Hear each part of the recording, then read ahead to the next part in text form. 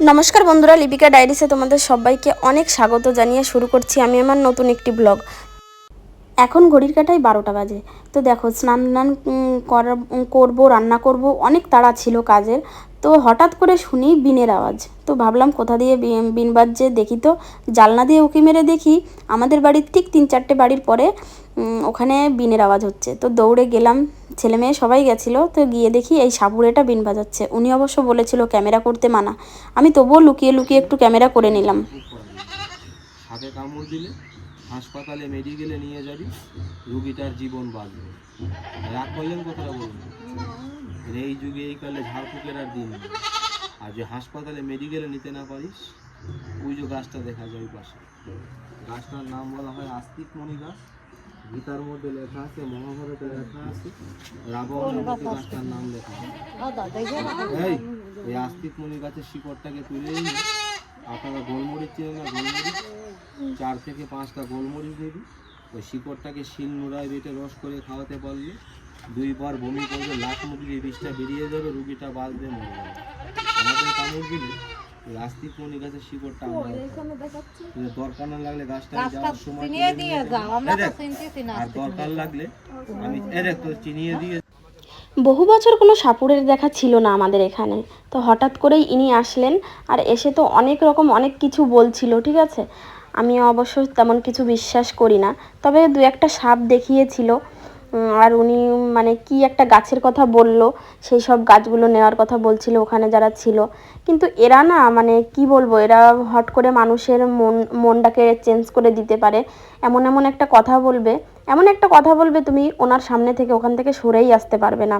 তো আমার ব্যাপারটাও ঠিক তাই হয়েছিল। উনি ঠিক এরকমভাবেই বলছিল যে আমার এখান থেকে যে মানুষটা চলে যাবে, বা একজনই আছে যে বিশ্বাস করবে না বা আমার এই কথাগুলো শুনবে না, দাঁড়াবে না, সেই মানুষটাই লোকের ক্ষতি করে বেড়ায়, এইসব যাই হোক বাজে বাজে কথা বলছিল। সেই জন্য ওখান থেকে সরতে পারিনি। তো উনি আমাকে ক্যামেরা আগের থেকেই অফ করতে বলেছিল, বাট তবুও আমি একটু লুকিয়ে লুকিয়ে মিষ্টির পেছনে দাঁড়িয়ে আমি ক্যামেরাটা করছিলাম।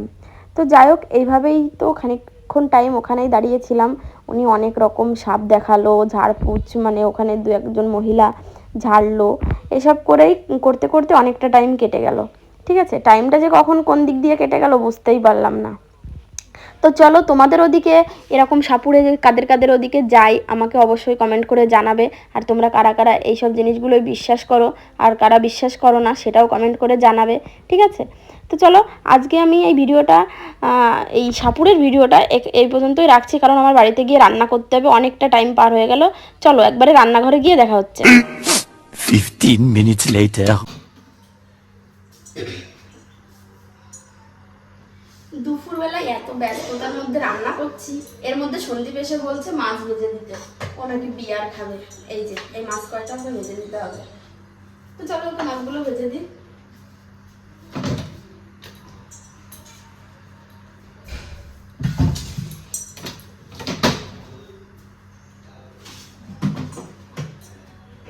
ও সবসময়ের আবদার, মানে আমার কাছে ওই আবদারগুলো বেশি করে। এখন দুপুরবেলা হট করে এসে বলছে, আমি রান্নাও করছিলাম ওই সাইডে।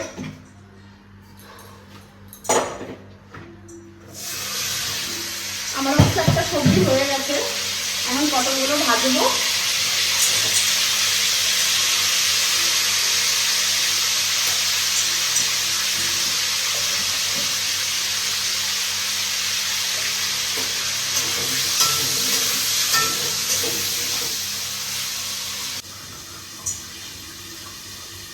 দেখো তোমাদেরকে দেখাই, এতগুলো বাসন পড়ে আছে। এই বাসনগুলো সব মাজবো। সকালে আসলে কি বলতো, সকালে খাওয়া দাওয়ার পরে সব বাসনগুলো রয়ে গেছে, একটু খারাপ লাগছিল, শরীরটা শুয়ে পড়েছিলাম। এখন ওকে মাছগুলো আগে ভেজে পাঠাই। আছে অবশ্য পূজাদের ঘরে আছে।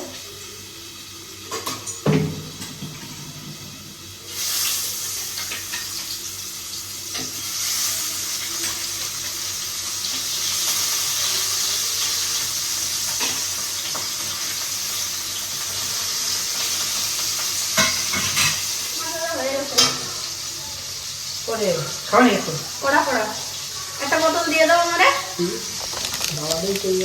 একটা বোতল দিয়ে দাও। মাছ ভাজা ঠিক আছে। আজকে ছিল না চাট মশলা আছে পয়সা লাগবে তার জন্য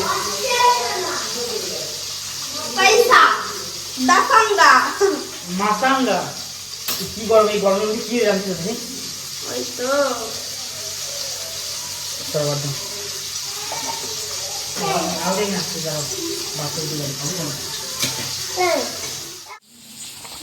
ভাই আজকে একটা জিনিস আমি রিয়েলাইজ করলাম, মায়েরা তারপর বৌদিরা কাকিরা কি করে রান্না করে ভাই, এখানে যা গরম আর বাইরে যা গরম, বাড়ি তো গরম তার থেকে বেশি গরম হলো ভাই রান্না করে। ওরে বাপরে বাপ, আমার এখানে কয়েক সেকেন্ড এসেছি তার জল পড়ছে জল কি অবস্থা ঘেমে। ও কি করে রান্না করে আমাদের খাওয়ায় বড়দের, আর তোমরা বড়রা কি করো, বউকে রাতে এসে কেলাও, এটা কি ঠিক? ঠিক না ওটা। ঠিক করে কথাই বলো না। হ্যাঁ তাই তো, ঠিক করে কত সময় কথাই বলো না। হ্যাঁ কি রান্না হচ্ছে তাহলে? রান্না হয়ে গেছে একটা, আর একটা হচ্ছে পটল ভাজা হয়ে গেছে। তো নেমন্তন্ন নাকি এই বাড়ি? না না না তো মাংস বলে দেবো পার্টি হবেন? কি পার্টি হবে? এই যে তোমার ছেলের চাট বানানো হয়েছে। তো বাবার গাইস প্রচুর গরম কিন্তু আছে, ঠিক আছে এখানে যা গরম সিরিয়াসলি গাইস থাকা যাচ্ছে না। হ্যাঁ বলো। আমরা একদিন ডিম ভাজা করবো আচ্ছা রোদের তাপে ছাদের উপরে, হুম, ঠিক আছে? একদম গাইস প্রচুর গরম। তারপর দেখো সন্দীপ চলে গেছিলো মাছ ভাজাগুলো নিয়ে, কারণ ওর বাবা আর ওর মা ছিল আমাদের বাড়িতে, আমাদের ঘরে টিভি দেখছিল, তো সেই জন্য ও আমাদের বাড়িতে আর খেলো না, খেতে পারলো না, বিশেষ কথা হচ্ছে এটাই। তারপরে ও সেই মাছ ভাজাগুলো নিয়ে ফ্রিজ থেকে বিয়ারগুলো নিয়ে ও চলে গেছিলো। কোথায় গিয়ে খেয়েছে আমি সেটা বলতে পারবো না, কারণ আমি জানি না। তারপরে দুপুরবেলা স্নান টান করে এই যে খেতে বসে গেছি আমি আর আমার ছেলে। তো দুজন মিলে বসে, আমি আর আমার ছেলেই বেশিরভাগ বসে খাই, কারণ ও একা খেলে না খুব ভাত নষ্ট করে। আমি যদি বসি আর আমি যদি বলি যে এটা একটা মানে খেলা হচ্ছে যে কে আগে খাবে, তো ওরকম করলে পরে চ্যালেঞ্জ আর কি, চ্যালেঞ্জ বললে পরে ও খুব তাড়াতাড়ি ভাতগুলো খেয়ে নেয়। তো দুজন মিলে বসে খাচ্ছিলাম, অনেক রকমের রান্না হয়েছিল। আর আমি বলছিলাম যে আমার ছেলেকে এক একবার এক একটা বলে যাচ্ছি, বাবা একটু নুনের কৌটোটা নিয়ে আয়, একটু জলের বোতল নিয়ে আয়, ও না রেগে যাচ্ছিল, ঠিক আছে? তো এই যে মা ছেলের খাওয়া তো চলছেই। তারপরে বিকালবেলাটা আবার একটু কাজ আছে, অনেক দিন রিলস বানাই না, তো তার জন্য রেডি হতে হবে, ভীষণ ব্যস্ত হয়ে আছি। ব্যস্ত করে খাচ্ছিলাম বলেই হয়তো গলায় বেঁধে যাচ্ছিলো ভাতগুলো, ঠিক আছে? তো তোমরা ভিডিওটাকে স্কিপ করো না, ভিডিওটা পুরোটা দেখতে থাকো।